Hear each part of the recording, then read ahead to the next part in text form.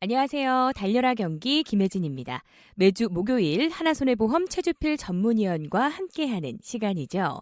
우리가 일반적으로 이 중앙선 침범이나 신호위반 그리고 이 사고를 내고 도주하는 뺑소니 사고를 동일하게 생각하는 경우가 많은데요. 교통사고가 났을 때 적용하는 법 조항이나 이 처벌 기준을 살펴보면 큰 차이가 있다고 합니다. 각각 어떻게 다른지 오늘 살펴보고 교통사고가 났을 때 현장을 수습하는 방법까지 자세히 알아봅니다. 하나손해보험 최주필 전문위원과 함께합니다. 안녕하세요. 네, 안녕하세요. 네, 위원님. 우리가 일반적으로 내는 이런 중앙선 침범 같은 사고와 또 뺑소니 사고가 어떻게 다른 건가요? 예, 크게 보면은 교통사고제도 특례법하고요, 특정 범죄 가중처벌법은 분명히 다릅니다. 교통사고 났을 때 피해 보상에 대한 민사상 책임, 사고에 대한 형사상 책임을 지게 된다는 점에서 보면은 12대 중과실 교통사고하고 사고 내고 도주하는 뺑소니가 비슷하거든요. 네. 그런데 적용하는 법 조항 그리고 처벌 기준을 살펴보면은 큰 차이가 있습니다. 먼저 12대 중과실로 좀 말씀을 드리면 중앙선 침범이 해당이 되겠고요. 신호 위반이라든가 앞지르기 방범의 금지 위반 또는 최고 속도에서 20km 이상 과속, 어린이 보호구역 스클존 사고 등 12가지 항목 사고인데 인명피해 사고가 났다면은 5년 이하의 금고 2천만 원 이하의 벌금에 처하게 되거든요.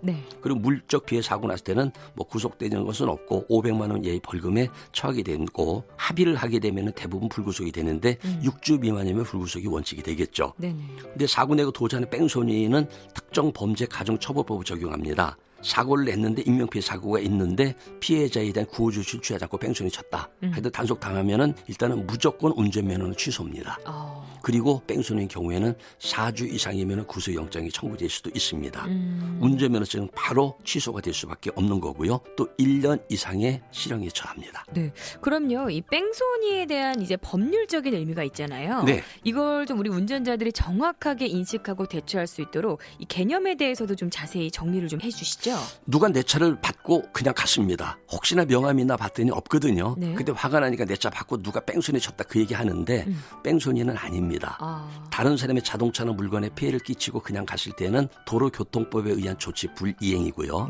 나중에 CCTV를 통해서 그분이 확인이 됐다 하더라도 자동차 보험에 대물에서 보상을 하고 운전면허증상에 벌점 15점 받고 그다음에 작년에 새로 바뀌었죠. 12만 원이나 13만 원의 과태료를 부과하면은 마무리가 됩니다. 뺑소니 즉 특정 범죄 가중처벌법을 적용하는 도주라고 하는 것은 첫째는 인명피해 사고일 것. 그다음에 피해자가 있다면 빨리 병원으로 옮겨서 치료를 받을 수 있도록 구호조치를 취해야 되는데 그런 조치를 취하지 않고 사고 현장 이탈했을 때 뺑소니고요. 또 피해자를 병원까지는 데리고 가서 치료받을 수 있도록 조치는 취했는데 많이 다친 것 같지 않아서 이 정도면 괜찮겠지 하고 그냥 갔다면 사고 낸 운전자의 인적사항을 알리지 않은 거거든요. 이것도 뺑소니에 해당이 됩니다. 운전면허 취소되면서 4주 이상이면 형사처벌 받습니다. 그러면 이렇게 예기치 못했던 교통사고가 날 경우에는 우리가 누구나 당황하게 되잖아요.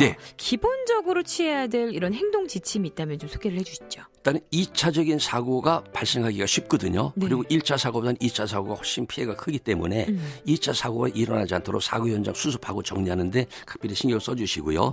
잘못하면 또 뺑소니로 오인될 수도 있거든요. 그래서 상대방을 빨리 안전한 곳으로 옮기는 데 구호조치를 취하고 112 아니면 119에 전화해서 전문적인 도움을 받도록 하시는 게 좋겠습니다.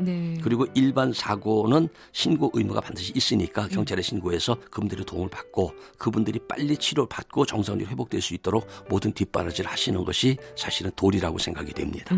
그러면 우리가 이 사고가 났을 때 이 현장을 좀 촬영하거나 보존하는 것도 좀 중요할 것 같은데요. 교통사고가 났을 때 사고 현장을 잘 정리를 하고 증인 증거가 있을 때 수집하는 것은 사실은 보고거든요. 보물단지입니다. 거기서 그 사고 처리하는데 조금 등한시하게 되면은 가해자 피해자 바뀌는 경우도 있고 증인 증거가 확보되지 않으면은 사고 처리하는데 굉장히 어려움을 겪는 수도 있습니다.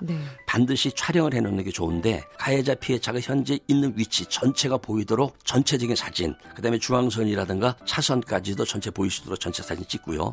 그다음에 가해자가 파손된 부분, 피해 차량이 파손된 부분도 섬세하게 좀 선명하게 찍을 필요도 있겠고 그다음에 증인 증거가 있다면 확보하시고 그다음 가능하다면 간단한 사고 내용의 개요를 정리를 해서 가해자 피해자 서명을 받아놓으면은 나중에 시간이 지난 후에 보험 처리에도 큰 문제는 없겠습니다. 그렇군요. 오늘 또 도움 말씀 고맙습니다. 감사합니다. 새로운 경기와 함께하는 달려라 경기 지금까지 진행의 김혜진이었습니다. 고맙습니다.